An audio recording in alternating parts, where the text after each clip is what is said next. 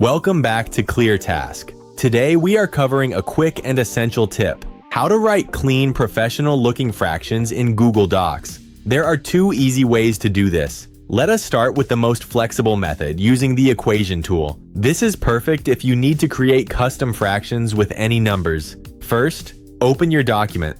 Go to the top menu, click View, and select Show Equation Toolbar. You will see a new menu bar appear just below your text formatting tools. Click on New Equation. Next, click on the Math Operations button. From the drop-down menu, select the first option, which is the fraction template. A small fraction box will appear in your document. Type your top number, then press the right arrow key on your keyboard to move to the lower box, and type your bottom number. Press the right arrow key one more time to exit the fraction box. If the numbers look too small, simply highlight the entire fraction and increase the font size, just like you would with regular text. For very common fractions, like 1/2 or 1/4, you can use an even faster method. Go to Insert, select Special Characters, and type the word fraction in the search bar. Click the one you need and it will be inserted automatically. That is all there is to it. If this guide helped you, please like the video and subscribe to ClearTask for more simple, direct tutorials. Thanks for watching.